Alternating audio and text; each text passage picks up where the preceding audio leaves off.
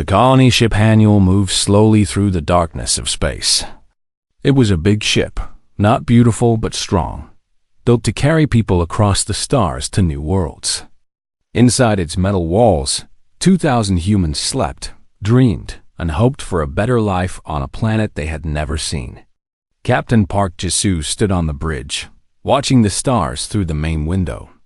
She was 53 years old, with gray hair cut short and eyes that had seen too much. 20 years in space had taught her to trust her instincts, and right now, her instincts were telling her something was wrong. "Taeyeon," she said to her first officer, "run the sensors again." Kim Taeyeon looked up from his console. He was younger than her, still believing that the universe was mostly safe. "Captain, we checked everything an hour ago. The route is clear. Check again." He sighed, but did as she asked. Jisoo watched him work, her hands clasped behind her back. The Haniel was 3 weeks from its destination, a green world called New Bizin. The colonists had sold everything they owned to buy passage on this ship. Farmers, teachers, engineers, families with small children. They trusted her to get them there safely. The console beeped. Taeyeon's face went pale. "Captain, I'm reading ships. Many ships. They just appeared out of hyperspace." Jisoo moved to his side. The screen showed 30 vessels surrounding the Haniel like wolves around a wounded animal. They were black and sharp, built for war, not peace. She recognized the design from military briefings she had hoped she would never need. "Kalari," she whispered. The Kalari Dominion was an empire that stretched across 100 star systems. They were insectoid beings, tall and strong, with hard shells like black glass and eyes that showed no emotion. For years, they had been expanding their territory, swallowing smaller species and turning them into slaves. Humanity had tried to stay out of their way, but it seemed that was no longer possible. The communication system crackled to life. A voice spoke, translated by machines into flat and motionless words. "Human vessel, you have entered space claimed by the Kalari Dominion. You will surrender immediately. Any resistance will result in the destruction of your ship and everyone aboard." Jisoo closed her eyes for a moment.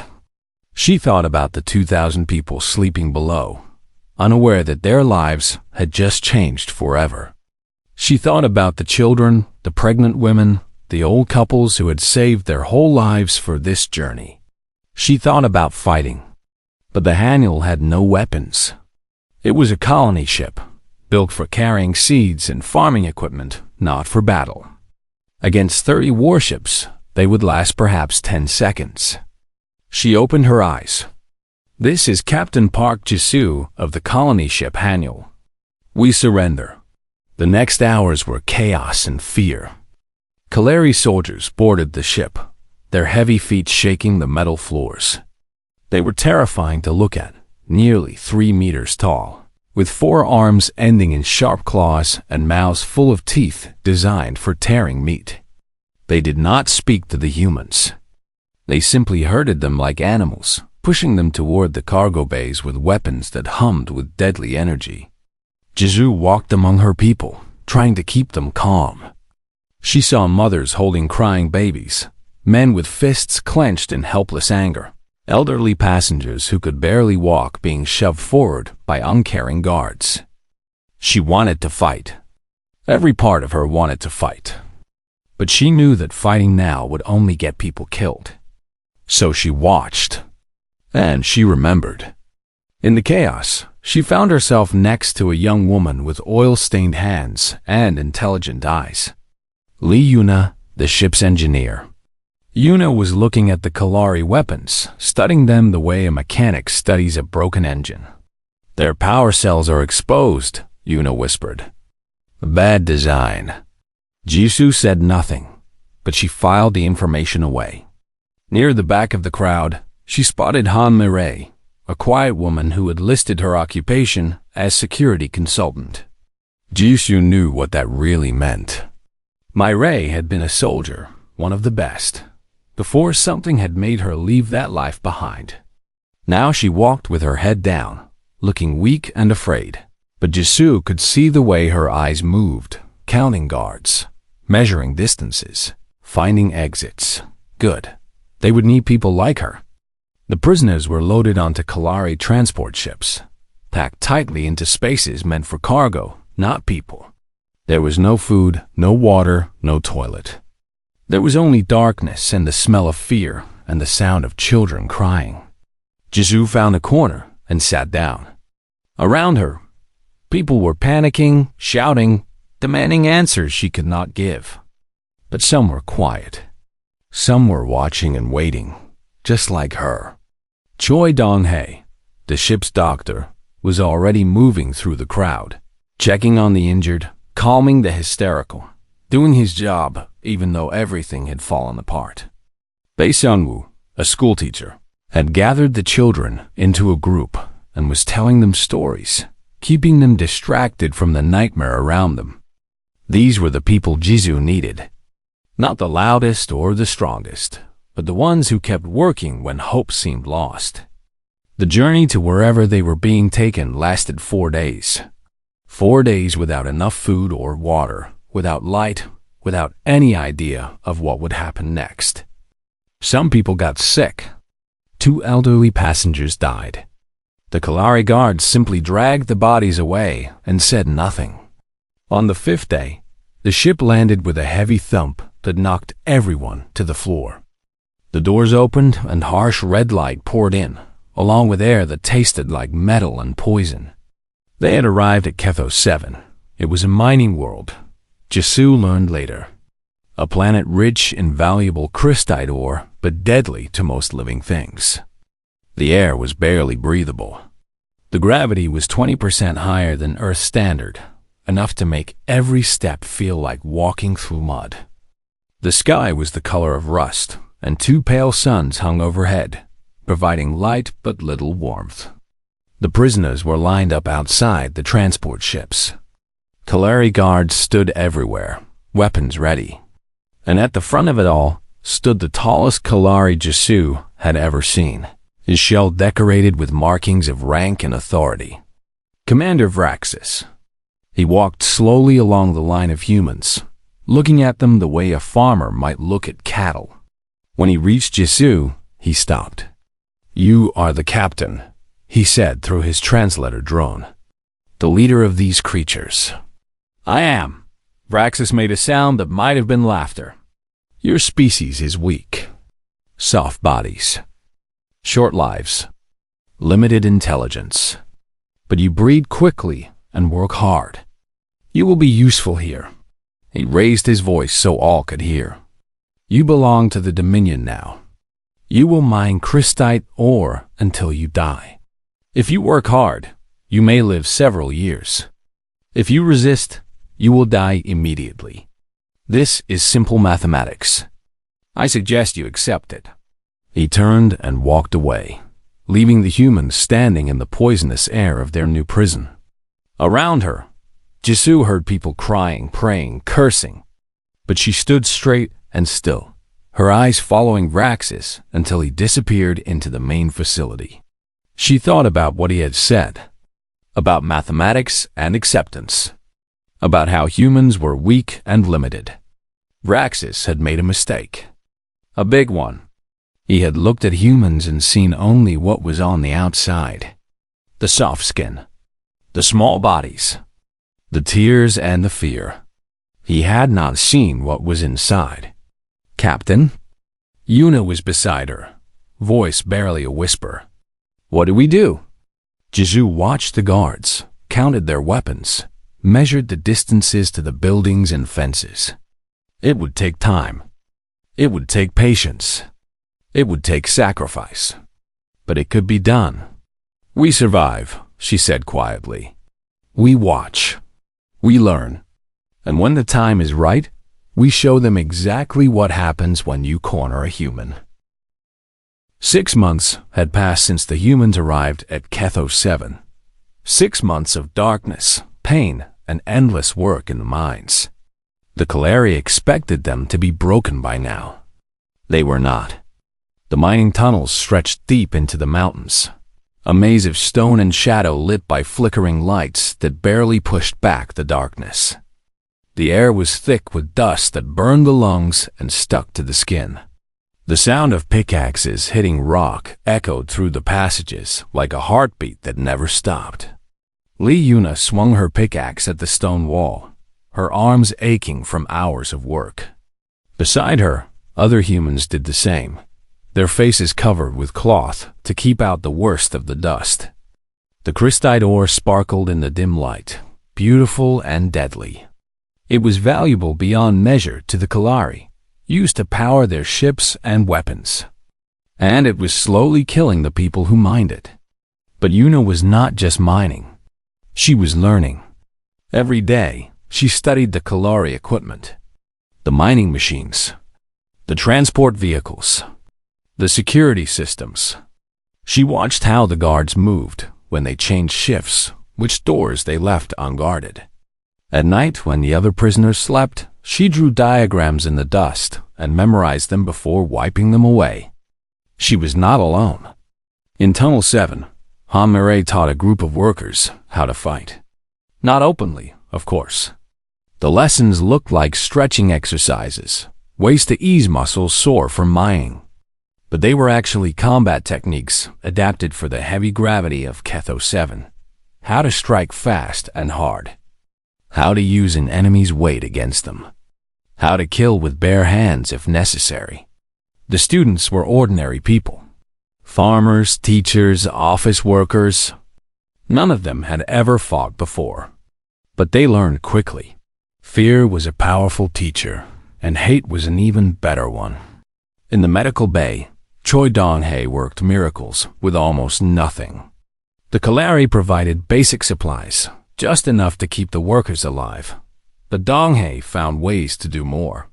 He made medicine from plants that grew in the cracks of the tunnels. He created bandages from old clothing. He performed surgery with tools he had made himself from scrap metal. More importantly, he kept records. Every injury, every death, every cruelty committed by the Kalari guards. He wrote everything down in a code only he understood, hiding the papers in a secret place in the walls. Someday, he promised himself, the galaxy would know what had happened here. And in the sleeping quarters, surrounded by tired workers who had given up hope, Bei Sunwoo told stories. He spoke of human history, of times when people had been enslaved, oppressed, conquered, and told they could never be free. He told stories of resistance, of small groups of ordinary people who had stood against great empires and won. He spoke of patience and planning, of waiting for the right moment, of never giving up even when everything seemed lost.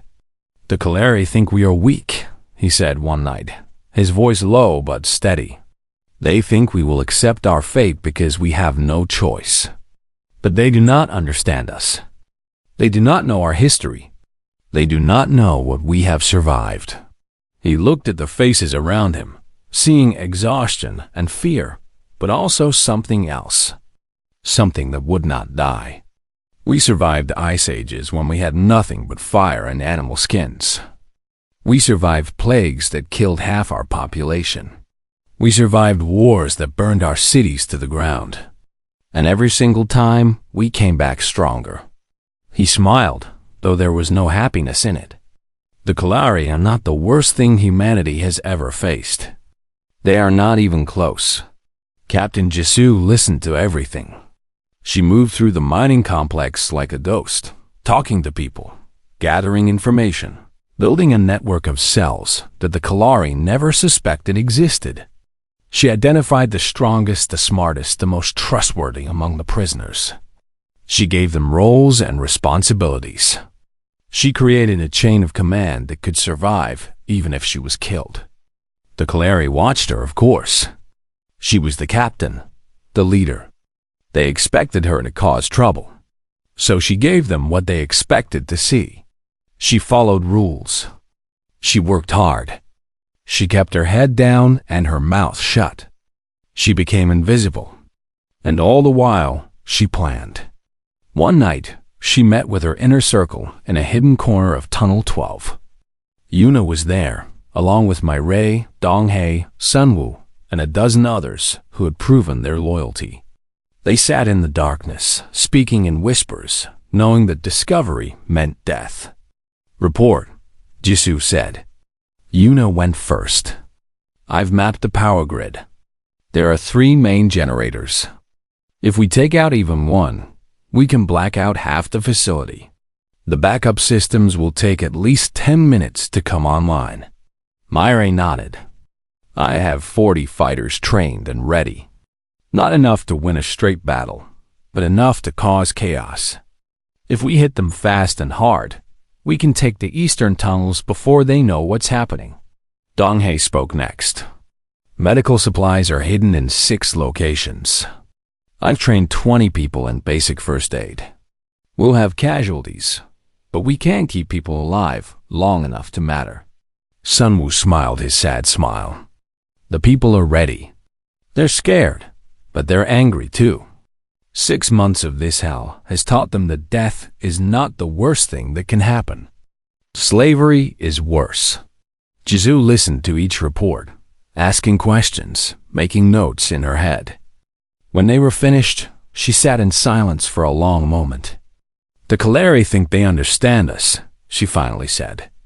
"They think we are like other species they have conquered, weak, fearful, easy to control. They believe that if they take away our hope, we will become obedient." She looked at each of them in turn. "They are wrong. Humans do not need hope to survive. We survive on spite, on stubbornness, on the simple refusal to let our enemies win. We have been backed into corners before, many times. And every single time, we have fought our way out." She stood up, her joints aching from the day's work, but her spirit unbroken. "We are not going to win this fight with strength. The Kaleri are stronger than us. We are not going to win with technology. They have better weapons. We are going to win because we want it more. Because we are willing to pay any price. Because we would rather die free than live as slaves." She paused, letting the words sink in. "In 2 months, we will begin. Not before. We need more time to prepare, more people to train, more supplies to gather. I know it is hard to wait. I know every day in this place feels like a year. But we only get one chance at this. We have to be ready." The others nodded. They understood. They had waited 6 months already. 2 more would not break them. As the meeting ended and people slipped away into the darkness, Yuna stayed behind. "Captain," she said quietly, "what if we fail? What if they kill us all?" Jisoo thought about the question. She thought about the 2,000 people who depended on her, the children who would grow up in slavery, the elders who would die in these tunnels never seeing the sun again. "Then we fail," she said. "But we fail fighting. We fail making them pay for every life they take. We fail leaving scars that will never heal." She put her hand on Yuna's shoulder. "The Kaleri will remember us. That is what matters. They will remember the day they cornered humans and learned what a terrible mistake that was. Even if we die, that memory will live. And maybe it will make them think twice before they try to enslave another species." Yuna nodded slowly. It was not hope exactly. It was something harder and colder. It was determination. Above them, in the command center, Commander Vraxis reviewed his reports and felt satisfied. The human prisoners were working efficiently. Productivity was up. Mortality was within acceptable limits. Everything was proceeding according to plan. He had no idea that beneath his feet, in the darkness of the tunnels, a storm was gathering. A storm made of ordinary people who had nothing left to lose and everything to prove. The Kaleri had cornered the humans. They were about to learn why that was the worst thing they could have done. The uprising began at 3 in the morning, when the darkness in the tunnels was deepest, and the Kalari guards were at their most careless. Han Mai moved through the shadows like smoke. 8 months of training had turned her body into a weapon perfectly suited to this heavy gravity world. She had taught herself to be patient, to be silent, to be invisible until the moment of attack. The guard at Junction 7 never saw her coming. She struck from behind, her hands finding the weak points in his exoskeleton that she had spent months identifying. The Kalari were strong, but they were not invincible. Their shells had gaps at the joints, soft spots that could be exploited by someone who knew where to look. The guard made a wet choking sound and collapsed. Myre caught his weapon before it could hit the ground. Behind her, 5 other humans emerged from the darkness. Farmers, teachers, miners. Ordinary people with extraordinary determination in their eyes. "Move," she whispered. "We have 4 minutes before the patrol comes back." They moved. Across the facility, in the power station, Li Yuna waited with her team. She held a device made from stolen parts and pure ingenuity. It was ugly, barely held together with wire and hope, but it would work. She had tested it 100 times in her head. A radio crackled 3 times. "The signal. Now," she said. She pressed the trigger. The device released a surge of energy directly into the main power grid, overloading the systems and triggering a cascade failure. The lights flickered once, twice, and then died. Darkness swallowed the mining complex like a hungry beast. The screaming started immediately. Not from the humans. They had been told what was coming. They had been waiting in darkness for 8 months. This was their element now. The screaming came from the Kalari. The alien guards were used to their technology, their sensors, their perfect control over everything. When the power died, they were blind and confused. They shouted orders that no one followed. They fired their weapons at shadows, hitting nothing but walls and sometimes each other. And the humans struck. In Tunnel 4, a group of miners attacked the guard station with pickaxes and stones. They were not trained soldiers, but they were angry, and they were many, and they had nothing left to lose. The guards fought back with plasma weapons, burning down a dozen attackers, but more kept coming. Always more. In Tunnel 9, elderly prisoners blocked a corridor with their own bodies, refusing to move even as guards beat them with shock sticks. They could not fight, but they could delay. Every second they held bought time for others to advance. In the medical bay, Choi Donghae worked with calm efficiency as the first casualties arrived. Burns, broken bones, plasma wounds. He treated them all, his hands steady even as the sound of battle echoed through the walls. A young woman was carried in, her arm blackened and ruined by a plasma blast. She was crying, not from pain but from frustration. "I only got one of them," she sobbed. "I wanted to get more." Donghae gave her a sedative and began working on her arm. "One is enough," he said quietly. "One is more than they expected." "You did well." Captain Jisoo led the assault on the command center. 50 humans followed her through corridors that had become battlefields. They stepped over bodies, both human and Kalari, and kept moving forward. They could not stop. They could not hesitate. Hesitation meant death. The command center doors were thick metal, designed to withstand attacks. Yuna had provided the codes to open them, stolen over months of careful observation. Jisoo punched in the sequence, her fingers steady despite the chaos around her. The doors opened. Commander Vraxis stood inside with a dozen elite guards. Unlike the regular soldiers, they had not panicked when the lights went out. They stood in perfect formation, weapons ready, eyes glowing faintly in the darkness. Vraxis looked at Jisoo with something like curiosity. "Impressive," he said through his translator. "I did not think your species capable of this level of coordination. I underestimated you." "Yes," Jisoo said. "You did, but it changes nothing." Vraxis gestured at the screens behind him, which were running on backup power. I have already sent a message to our fleet. Reinforcements will arrive within 72 hours. You cannot hold this facility against them. You cannot escape the planet. Everything you have done tonight is meaningless."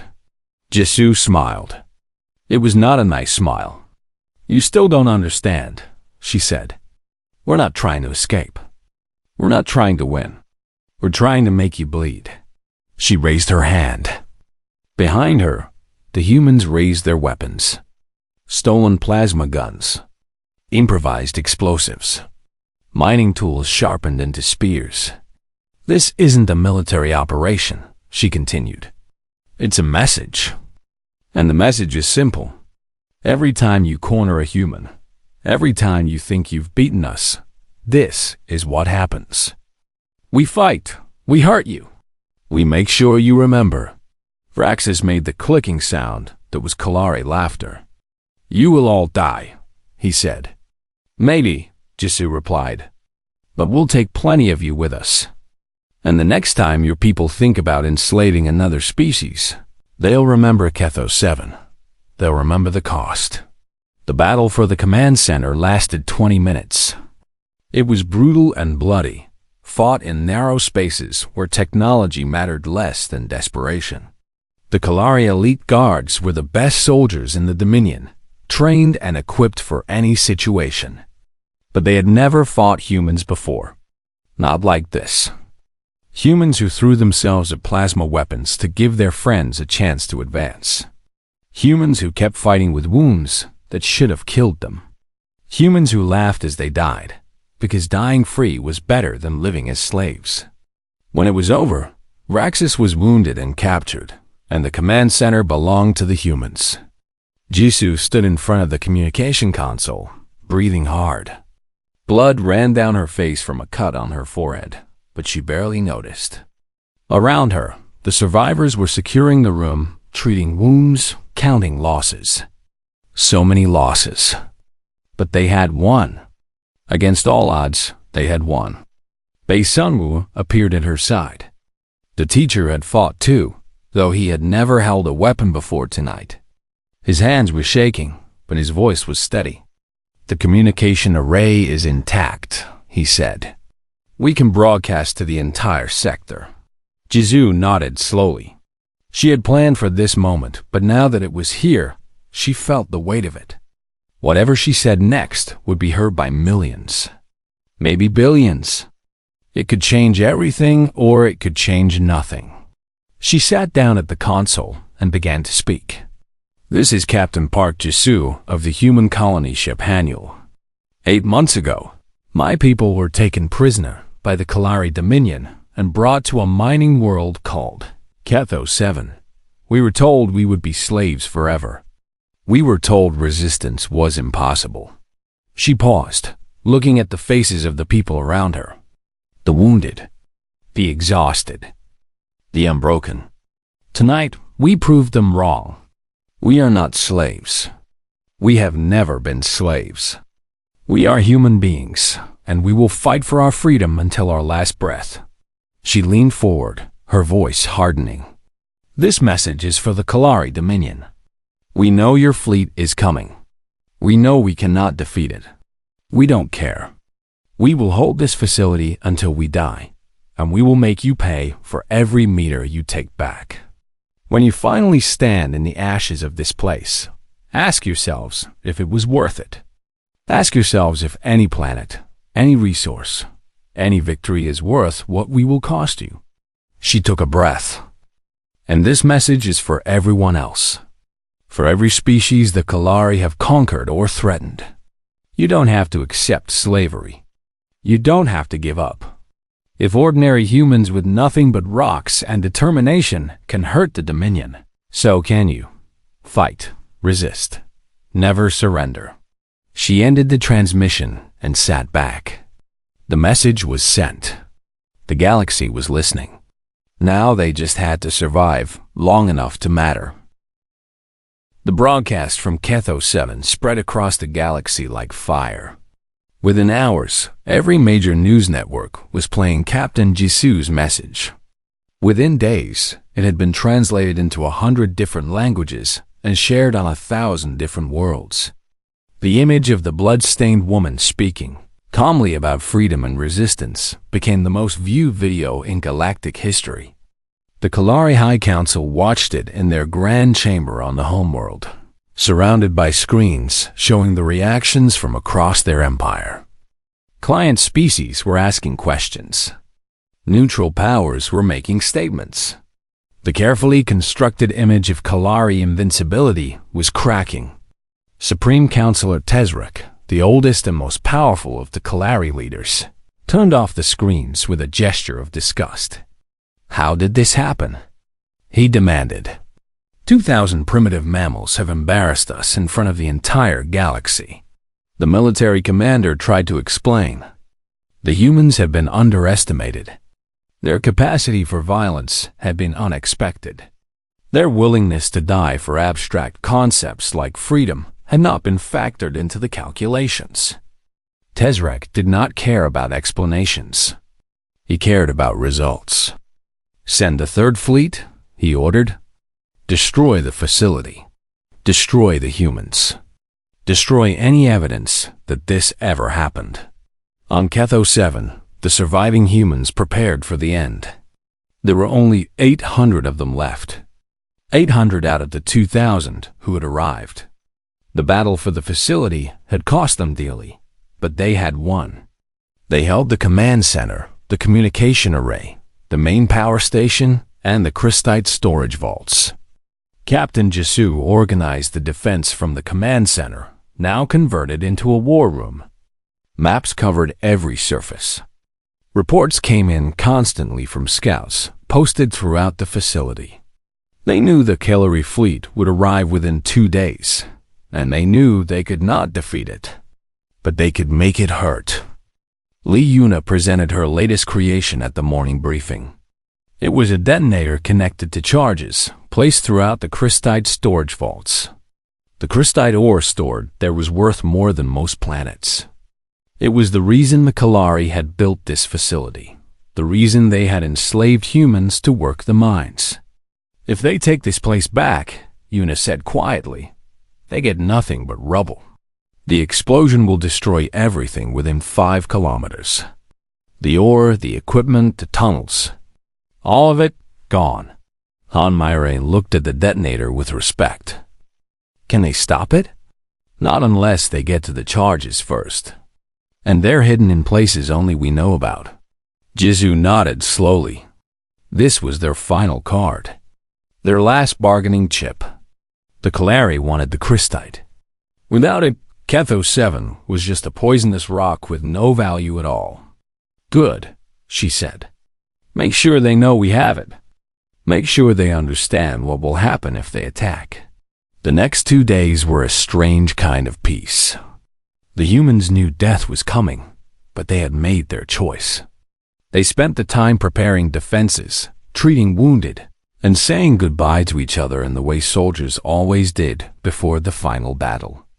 Choi Donghae set up an expanded medical station in the main hall. He knew he would be overwhelmed once the fighting started, but he prepared anyway. Every life saved mattered. Every hour of survival was a victory. Bae-Sun-woo recorded everything. He interviewed survivors, documenting their stories, their hopes, their final messages to families they would never see again.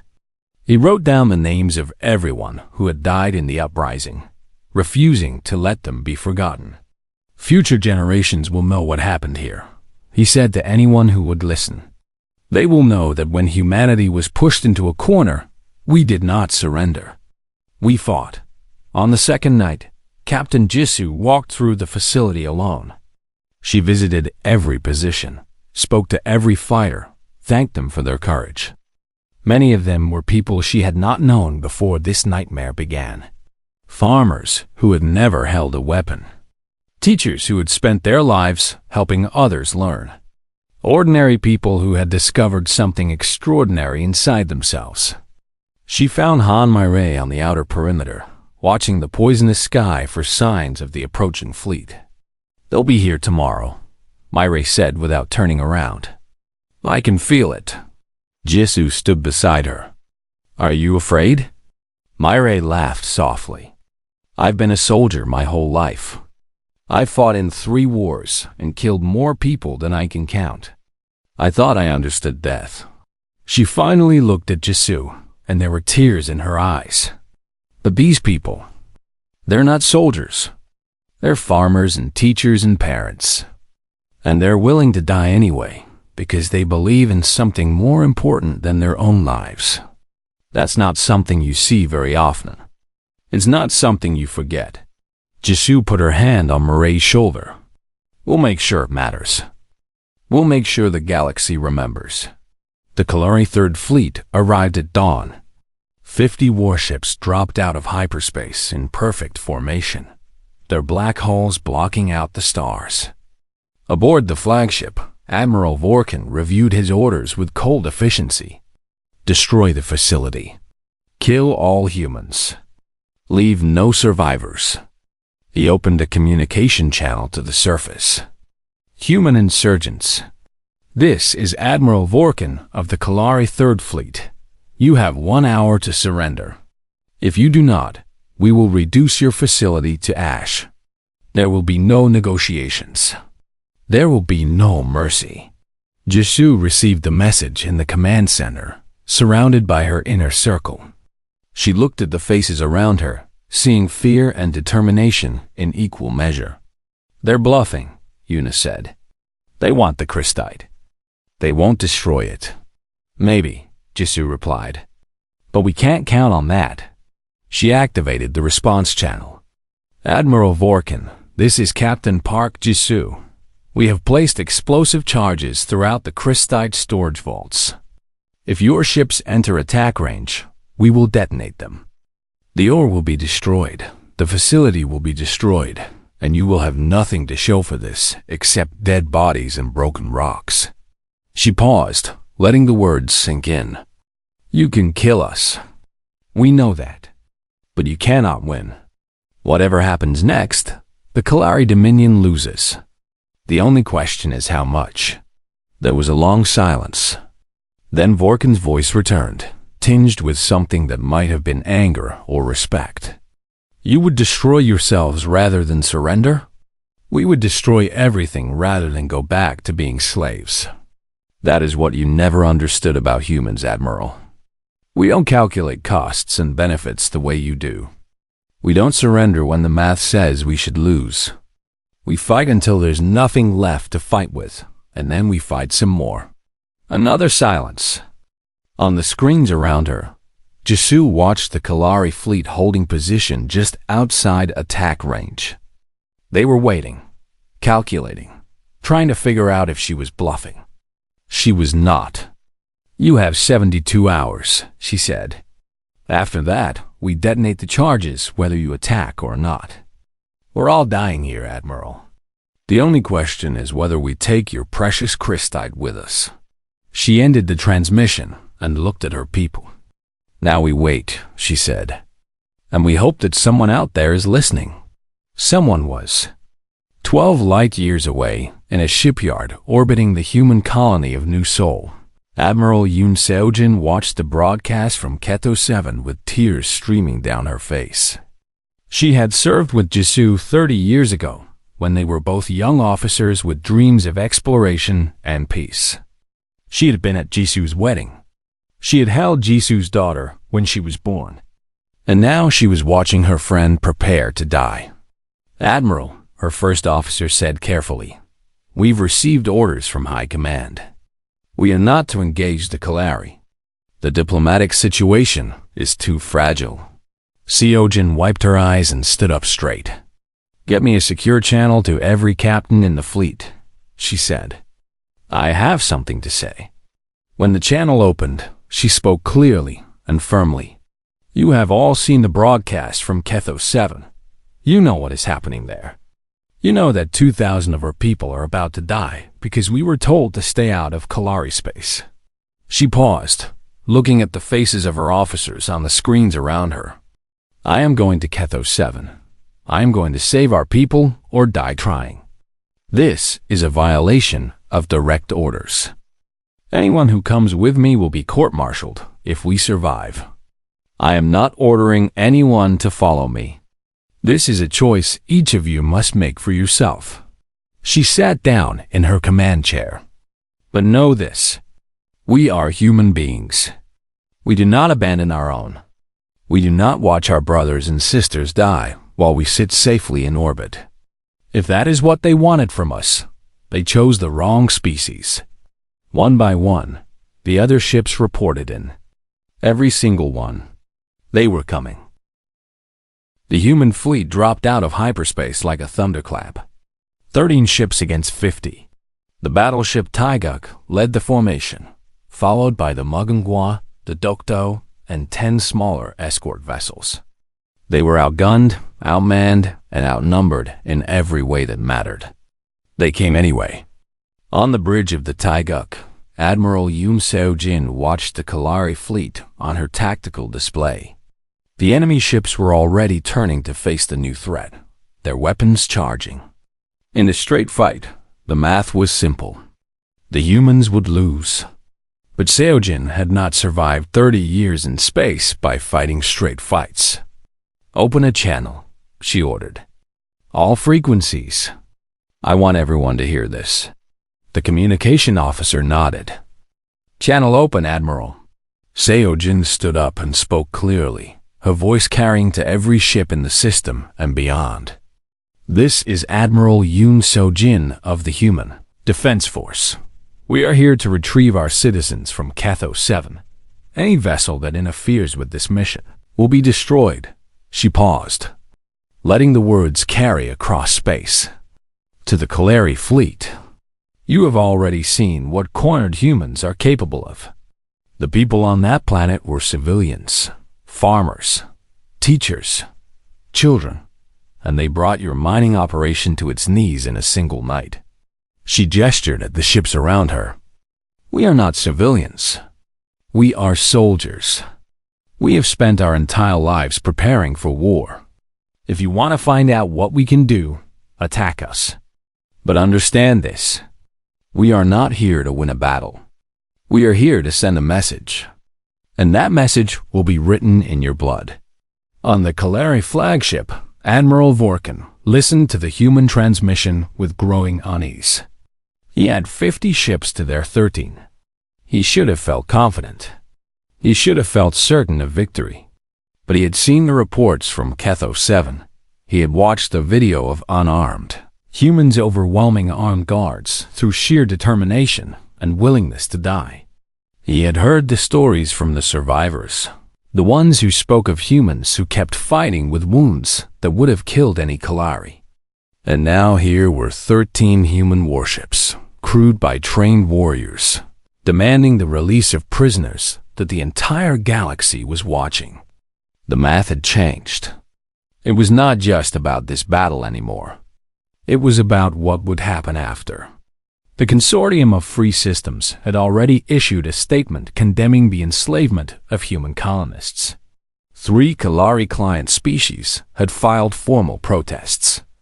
The Empire's reputation was damaged in ways that could not be measured in ships and soldiers. And the humans were broadcasting this confrontation to the entire galaxy.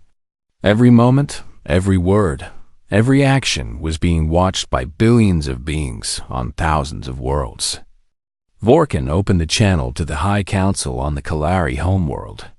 "Supreme Counselor, the human fleet has arrived. They are demanding the release of the prisoners. How should I proceed?" There was a long pause before Tezrik's response came. "What are our options? We can destroy them. Our fleet is superior in every measurable way. But the cost will be significant, and the battle will be broadcast across the galaxy. Additionally, if we attack, the humans on the surface will destroy the crystite deposits. The entire operation will have been for nothing." Another pause. "And if we negotiate, we lose face. Other species will see that humans can stand up to us and survive. It may encourage further resistance." Tezrik was silent for a long moment. When he spoke again, his voice was tired. We have already lost face. The broadcast from Ketho 7 has done more damage to our reputation than any military defeat could. Perhaps it is time to cut our losses." On the surface of Ketho 7, Captain Jisoo watched the standoff on the command center screens. Her people were gathered around her, wounded and exhausted, but unbowed. They had been prepared to die. They had accepted it. And now, impossibly, rescue had arrived. "I don't believe it," Yuna whispered. "They actually came." Han Mirai shook her head slowly. "They broke every rule to be here. They'll face court-martial. Their careers will be over." "No," Jisoo said quietly. "After today, they'll be heroes. The whole galaxy is watching this. No government would dare punish them now." She was right. The negotiation took 6 hours. 6 hours of tense communication between Admiral Seojin and Admiral Vorkin, watched by billions of beings across the galaxy. The terms were simple. The humans would be allowed to leave Ketho 7. The Kalari would withdraw their fleet. In exchange, the humans would not destroy the crystite deposits. It was not a victory in the traditional sense. The Kalari kept their mining operation. They kept their empire. But they had been forced to back down in front of everyone, and that was something they could never take back. When the Kalari ships began to withdraw, a strange sound filled the command center on Ketho 7. It took Jisoo a moment to recognize it. Laughter, crying, cheering. Her people were celebrating. She walked to the window and looked up at the rust-colored sky. Somewhere up there, human ships were descending to take them home. Somewhere up there, the stars were waiting. Choi Dong-hae appeared beside her. The doctor looked like he had not slept in days, which was probably true. 800 survivors, he said quietly. Out of 2,000. We lost so many. Jisoo nodded. The weight of it settled on her shoulders like a physical burden. So many dead. So many families destroyed. So many futures that would never be. We did what we could, she said. We survived. We fought back. And we changed something. Did we? Look at the news feeds. She gestured at the screens around them, showing broadcasts from across the galaxy. Everyone is talking about what happened here. Other species are asking questions they never asked before. The Kalari are not invincible anymore. That matters. The evacuation ships landed an hour later. Admiral Seojin was the first one off the ramp, her eyes scanning the crowd of survivors until she found Jisoo. The two women embraced like sisters. "You crazy woman," Seojin said, her voice breaking. "You almost got yourself killed." Jisoo pulled back and smiled her tired smile. "I learned from the best." The survivors were loaded onto the ships carefully, the wounded first, then the others. Bei Sunwoo walked among them, still recording, still documenting. He would spend years writing the story of Ketho 7. It would become the most important historical document of the century. As the last ship prepared to leave, Ha Mirai stood at the ramp and looked back at the mining facility. It had been her prison for 8 months. It had been her battleground. It had been the place where she had discovered what humans were truly capable of. "You know," she said to Jisoo, who stood beside her, "they'll try again. The Kalari. They'll learn from this. They'll adapt." Jisoo nodded. "Probably, and we'll have to fight them again. Probably." Mirai laughed softly. "Good. I was worried I might get bored." They boarded the ship together. The ramp closed behind them. The engines fired, and they rose into the sky, leaving Ketho 7 behind forever. In the years that followed, historians would debate the significance of the Ketho 7 incident. Some called it a turning point in galactic politics. Others called it a minor skirmish that changed nothing. But everyone agreed on one thing. It was the moment the galaxy learned why humans should never be cornered. The Kalari had made a simple mistake. They had looked at humans and seen only what was on the surface. The soft skin, the short lifespans, the emotional nature. They had calculated that humans would behave logically, would surrender when resistance was impossible, would accept slavery when freedom was not an option. They were wrong. Humans did not calculate. They hoped. They dreamed. They fought for things that made no sense. They would rather die than live without dignity. They would sacrifice everything for people they had never met. They were stubborn, irrational, unpredictable, and absolutely relentless. And when you cornered them, when you took away every option except surrender, they did not surrender. They attacked. They made you bleed. They made you remember. The Kaleri remembered. They never tried to enslave humans again. And somewhere in the stars, on a dozen different worlds, the survivors of Ketho 7 lived their lives. They raised families. They built communities. They grew old and told their grandchildren stories about the time they had fought an empire and won. They had been cornered. They had survived. They were human. And that was enough.